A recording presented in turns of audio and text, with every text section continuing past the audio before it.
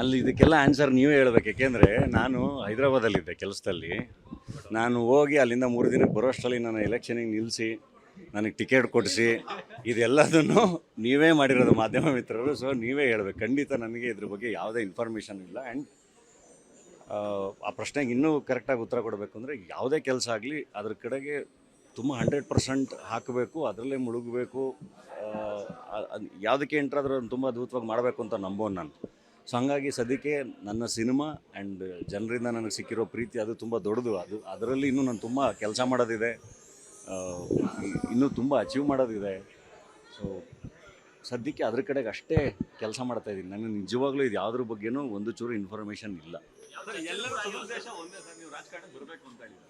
ಅಲ್ಲ, ಯಾರಾದರೂ ಹೇಳಿದಾರ ನಿಮಗೆ ಸಿನಿಮಾದಿಂದ ಇವ್ನು ನಾಚೆ ಕಳಿಸಿ ಅಂತ?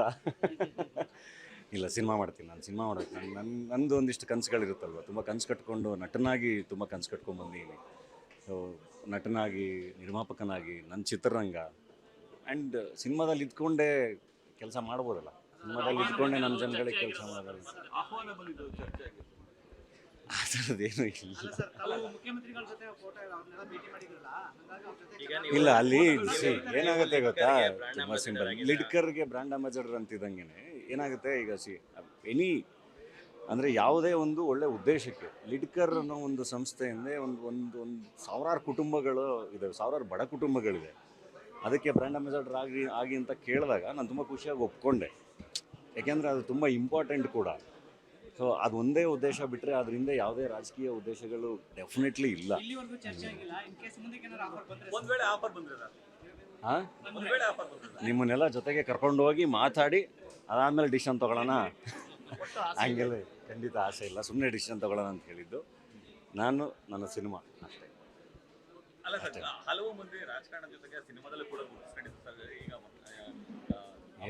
ಇಲ್ಲ, ಏನಾಗುತ್ತೆ ಗೊತ್ತಾ, ಟೈಮ್ಸ್ ಆರ್ ಡಿಫ್ರೆಂಟ್. ಈಗ ಎಲ್ಲದಕ್ಕೂ ಅಂದರೆ ನೀವೇನೇ ಒಂದು ಒಳ್ಳೆ ಕೆಲಸ ಮಾಡಿದ್ರು ಅದಕ್ಕೂ ಜಡ್ಜ್ ಮಾಡ್ತಾರೆ, ಅದಕ್ಕೂ ಒಂದೇನೋ ಹೇಳ್ತಾರೆ. ಏನು ಮಾಡಿದ್ರು ಏನಾದರೂ ಒಂದು ಹೇಳ್ತಾನೆ ಇರ್ತಾರೆ.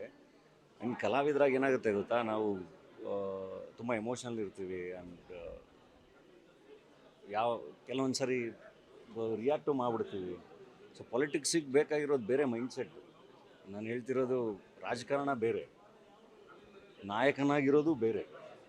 ಅದಕ್ಕೆ ಅದರದೇ ಆದ ಕ್ವಾಲಿಟೀಸ್ಗಳಿರುತ್ತೆ, ಇನ್ನೊಂದು ಮತ್ತೊಂದಿಲ್ಲ. ಅದನ್ನೆಲ್ಲ ನಿಭಾಯಿಸೋ ಶಕ್ತಿ ಇರಬೇಕು. ಥಿಂಕ್ ಅದಕ್ಕೆಲ್ಲ ಸದ್ಯಕ್ಕೆ ಖಂಡಿತ ನಾನು ರೆಡಿ ಇಲ್ಲ. ಖಂಡಿತ ಇಲ್ಲಪ್ಪ.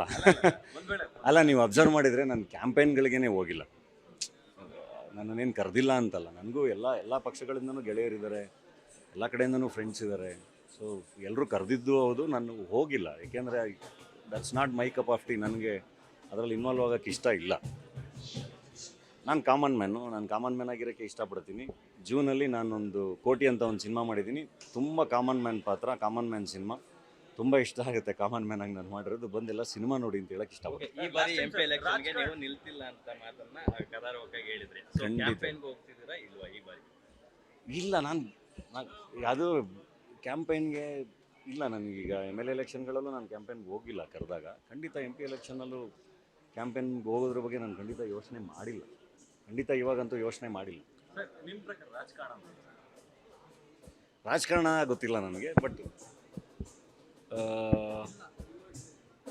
ಒಳ್ಳೆ ನಾಯಕರು ಯಾರು ಅಂದರೆ ಹೇಳ್ತಿರೋದು, ಅವ್ರು ಯಾವ ಪಕ್ಷದಲ್ಲಾದ್ರೂ ಇರಲಿ, ಹೆಂಗಾದರೂ ಇರಲಿ, ಗುಡ್ ಲೀಡರ್ ಯಾರು ಅಂದರೆ ಯಾರು ಸಮಾಜದಲ್ಲಿ ಹೈರಾರ್ಕಿಲಿ ಕೆಳಗಿರ್ತಾರಲ್ಲ ಅವ್ರುಗಳಿಗೋಸ್ಕರ ಕೆಲಸ ಮಾಡೋನು, ಅವ್ರನ್ನ ಮೇಲೆತ್ತೋಕ್ಕೆ ಪ್ರಯತ್ನ ಮಾಡೋನು, ಅವನು ಒಳ್ಳೆ ನಾಯಕ.